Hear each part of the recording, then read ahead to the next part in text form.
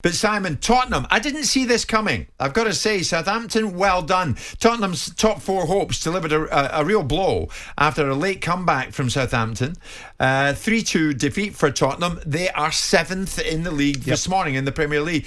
Simon, let me put it to you. Is there a slight contradiction in terms here regarding Conte's original 18-month-long deal and his now consistent calls for time and patience?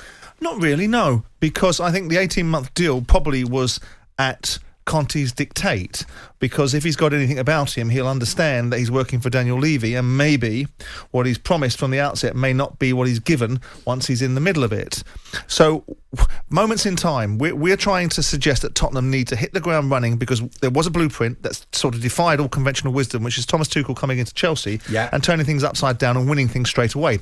Chelsea and Tottenham are very different animals. They've had very different investment criteria, so it's easier for Tuchel to do it, albeit still a phenomenal feat. Antonio Conte, because of the reputation he comes with, because of his achievements previously at Chelsea, obviously in Italy, he comes with the reputation of someone that will get things going in a direction very quickly. Tottenham is a different animal. Now, we are trying to micromanage Antonio Conte into a situation where he is instantaneously given funds, instantaneously able to turn Tottenham around, and instantaneously able to build something that's capable of winning things. Yeah. And I think that the 18-month contract is based upon looking at what he has to offer them over a period of time from a position of him being perhaps relaxed about how long. Be clear, managers want longer-term contracts because it gives them financial security. He doesn't need financial security. No, he doesn't. But if you give him a longer deal, Simon, he'll get involved in more of a project. Well, if you give him, if he doesn't want a longer deal, if he wanted a longer deal, do you believe Antonio Conte could have had a longer deal if he'd have asked for it from the outset? I would presume so. So I assume this contract that he's got is the contract that he wanted. Yeah. So on that basis, it's basically switching the onus back to Daniel Levy, knowing that Daniel Levy has made a Horlicks of it with Mourinho. Made a situation with Mourinho that most people from the outset were surprised by the fit. Then we saw Mourinho come through the door all happy and go lucky and very relaxed, and the nice one, the happy one, delighted with his squad. The best gift he could have gotten for Christmas was that particular squad. And then after Christmas, he started to turn around and tell everyone how poor it was and what he needed and what he didn't need. Yeah. Now, Conte has come into that backdrop with Levy suggesting that a new manager coming in like Conte is the solution. So I think that we've got to be patient with Conte. If they win their games in hand, which they haven't started. And Southampton, by the way, are a decent side with a manager that's clearly relaxed in his guise, because he talked about retiring in 2 years' time. He's that relaxed. And so we've got this dynamic where Tottenham are a little bit like a box of chocolates in the Forrest Gump analogy. You never know what you're going to get.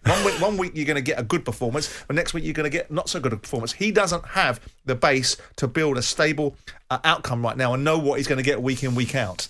But still, Tottenham, despite all of this, are 7th in the league with 3 games in hand over West Ham United that everybody are raving about. But, having said all that, Simon, I go with you to an extent. An 18-month deal to me, to me, suggests success should be more instantaneous. They shouldn't be losing at home last night to Southampton. Well, they're going to lose individual games. But what does success look like?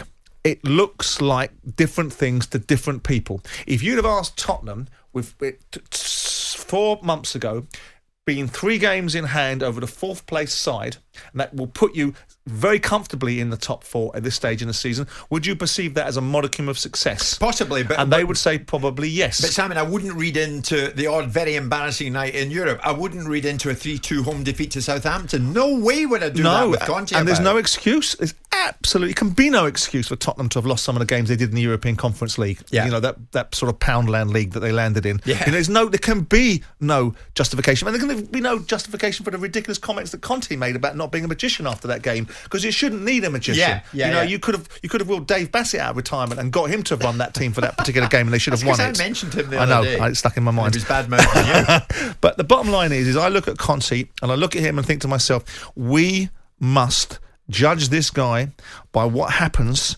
next summer. If he doesn't come out with £150 million worth of available cash to spend in the marketplace to compete with what Chelsea are likely to spend, to compete with the other guys, then you start to wonder, what was all this about? Why has Conte come to Tottenham? The reason I'm pushing it this morning, Simon, is that clubs like Aston Villa and Leeds United, who played out a thriller last night, 3-3 draw, but they are lining up to mount a charge. I mean, Radrizzani at Leeds has previously stated he believes they can challenge top 6 next season. Gerrard in at Villa has said that European qualification is their aim. They're lining up to charge forward. What they line up for and what they aspire to and what they get will be two different things, right?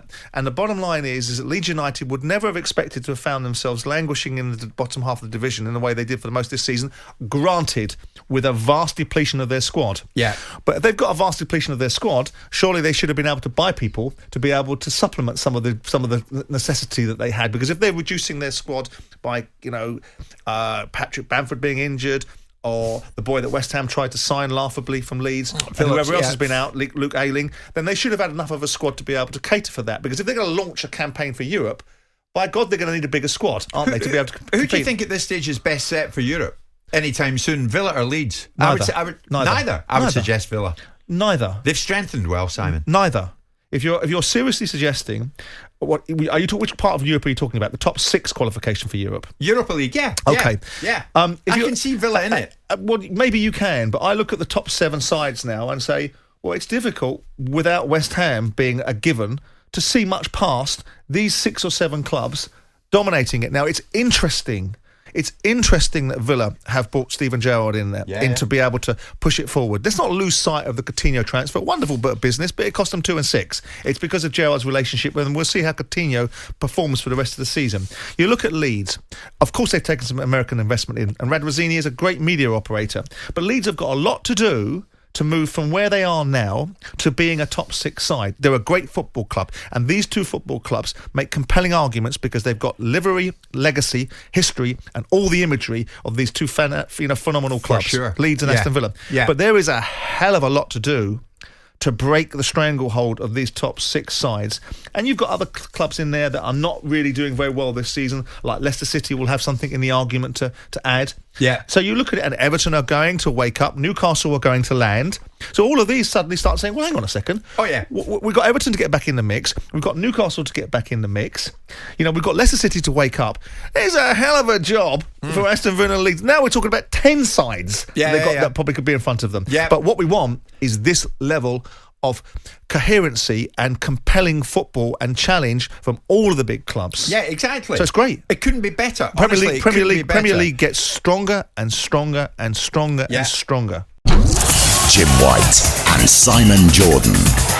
Monday to Friday mornings from 10 on AM, on DAB, via the talkSPORT app and on your smart speaker. talkSPORT.